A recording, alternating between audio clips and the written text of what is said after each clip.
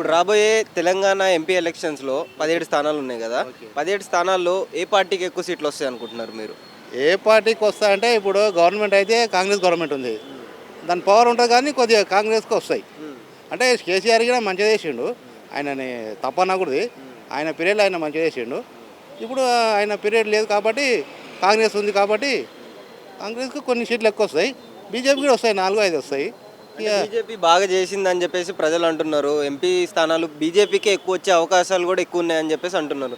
దానిపైన మీ అభిప్రాయం? Okay, channel ఎక్కువ వస్తాయి. సెంట్రల్గా కొన్ని పనులు మోడీ విజయవంతంగా వర్క్ చేపిస్తున్నాడు కదా. రామ మందిరము, తలాబ్ ముస్లిమ్స్ది కొన్ని విజయవంతంగా అక్కడ సెంట్రల్గా అది బీజేపీ వస్తుంది. మన స్టేట్ లెవెల్ అంటే కొద్దిగా కష్టమే కానీ 4-5 వస్తాయి స్థానాలు. అన్ని మెజార్టీ బీజేపీకి వస్తాయంటే మనము ఊహించలేము. రూలింగ్ గవర్నమెంట్ అయితే కాంగ్రెస్ ఉంది. కాంగ్రెస్ పవర్ ఎక్కువ ఉంటుంది. ఆవిడకే కొన్ని సీట్లు ఎక్కువ వస్తాయి. అంటే నాది కూడా బీజేపీ, నిన్న వేసేది బీజేపీకి ఇస్తాను. ఆయన పొజిషన్ ఎట్లుందంటే ఒక అభిప్రాయంగా కొన్ని 6 పథకాలు పెట్టిండు కదా. దాని ద్వారా ఇప్పుడు రూలింగ్ గవర్నమెంట్ ఉంది, పవర్ ఉంది.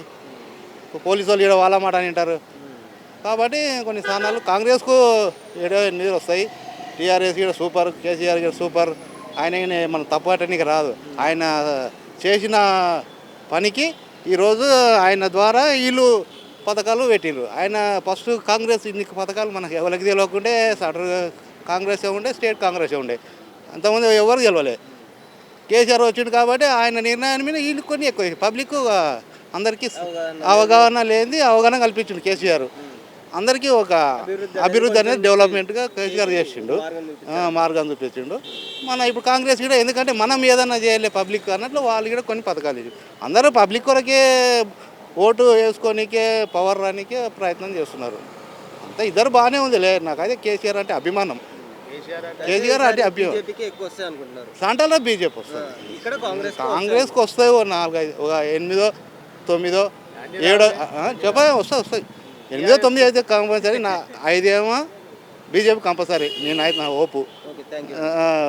ఎంఐఎం 1, మిగతా టీఆర్ఎస్ వస్తాయి 5-6.